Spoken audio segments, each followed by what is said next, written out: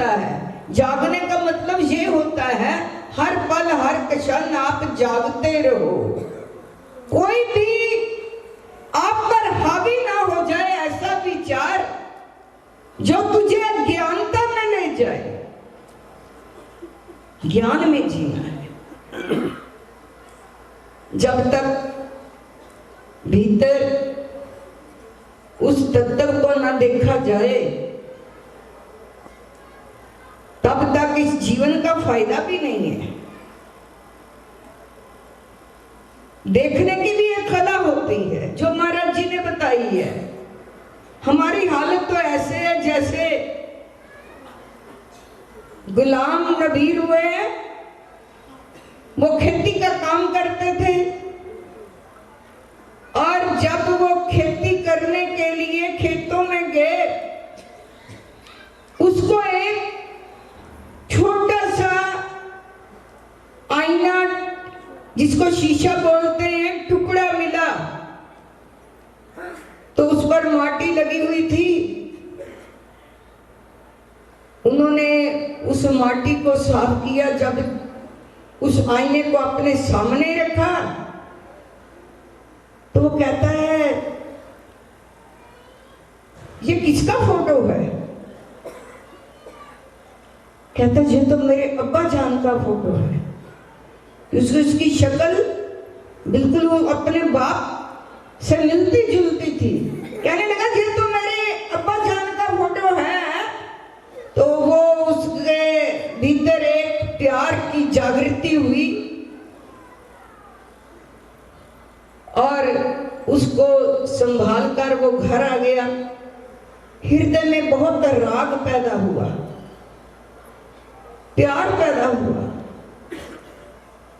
ये मेरे अब्बा जान का फोटो कब का किया होगा पता नहीं है। तो उसने वो आकर घर में अपनी पत्नी से कहा इधर नहीं देखना, मेरी तरफ नहीं देखना। वो फोटो को एक संदूक में रखने लगा, फिर अपने काम पर चला गया। उसकी पत्नी सोचती है कि ये मना कर गए हैं मेरे को इधर नहीं देखना, कोई ऐसी चीज है इनके पास जो मेरे को देखने के लिए मना कर गए। तो जब घर से गए, पत्नी ने जाकर देखा कि इन्होंने एक संदूक जो पुराना सा था उसको खोला, देखा कि इनमें क्या रखा है। जब इसमें उस आईने को देखा कि ये तो आईना है, शीशा है, पहले कम हुआ करते थे और उस स्त्री ने अपनी कभी शक्ल आईने में देखी नहीं थी। जब सामने आईना देखा, देखकर ऊंची आवाज में कहने लगी तभी मेरे से छुपा कर रखते हैं, ये दूसरी स्त्री इन्होंने रखी है जिसका ये फोटो है। आईना तो कभी देखा नहीं। अपने प्रतिबिंब को देखते हुए कहने लगी ये दूसरी स्त्री है। तो यही हालत, वो द्वेष करने लगी। वो अब्बा जान की फोटो समझकर मोहब्बत करने लगा, वो दूसरी स्त्री समझकर ईर्ष्या करने लगी। ये हालत उनकी नहीं है, हम सब की भी यही हालत है।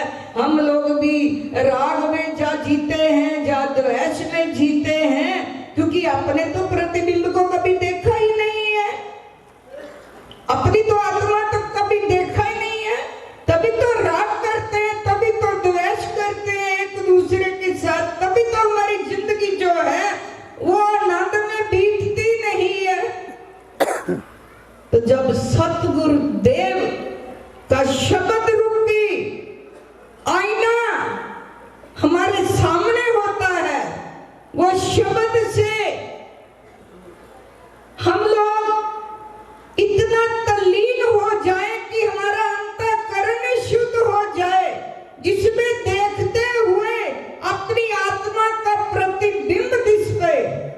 जिस दिन ऐसा हो जाए तो उस दिन देखना वो नूर जो है जिससे हम लोग इस बॉडी में आकर उससे जुदा होकर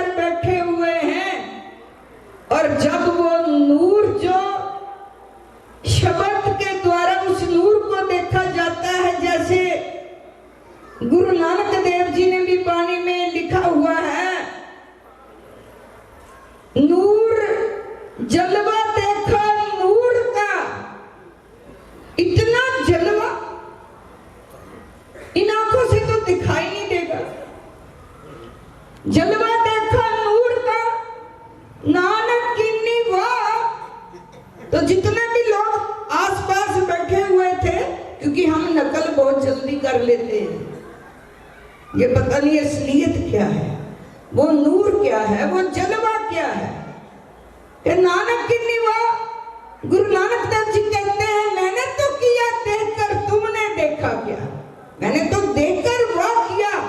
ऐसा तेरा नूर जो बरस रहा है, वो बरस तो हर जीव आत्मा, हर जीव में जैसे जीव और शिव का मिलन करने के लिए जितने भी देवी देवता हैं, वो सभी मदद करते हैं। सभी महापुरुष बार बार ये चेतावनी देते हैं, मदद करते हैं कि जब तक तुम उस नूर को नहीं देखोगे, अपनी आत्मा को नहीं देखोगे, एक तो राग द्वेष से ऊपर नहीं उठ सकोगे, दूसरा जब तुम उसको एक नूर को देखने के बाद जान जाओगे कि वाकया ही तेरी जिंदगी जो है, जब तक तू उसका दर्शन नहीं कर पाएगा तब तक कुछ नहीं हो पाएगा।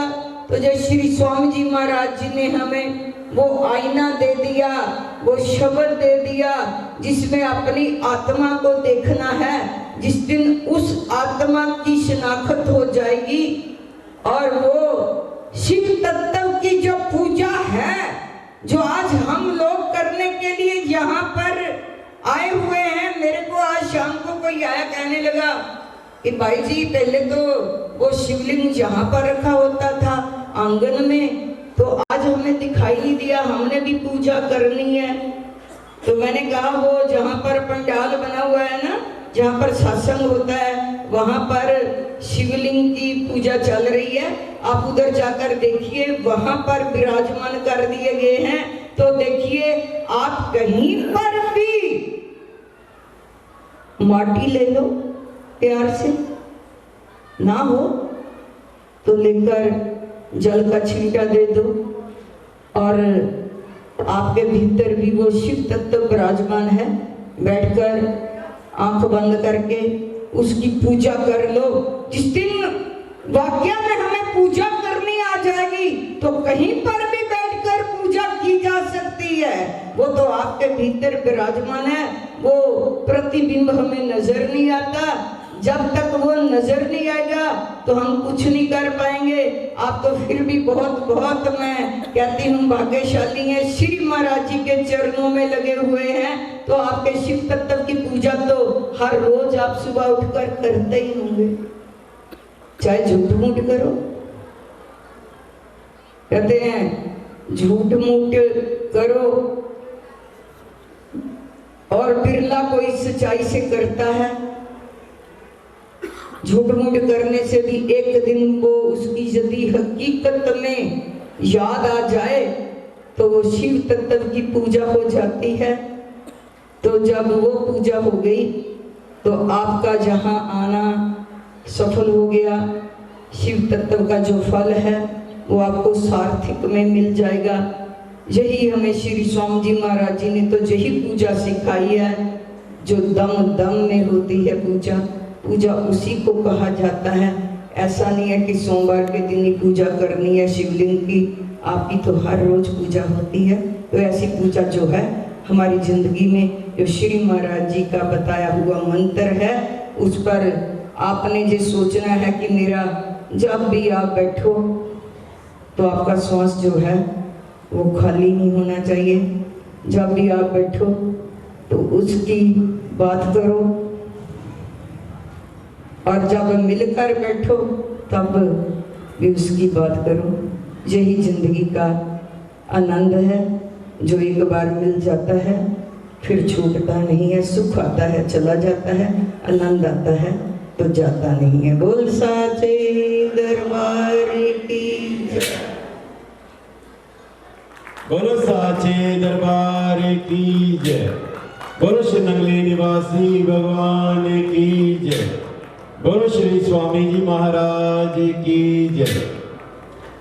इसके साथ साथ हमारे पूज्य महात्मा जी सर्वानंद जी जो कि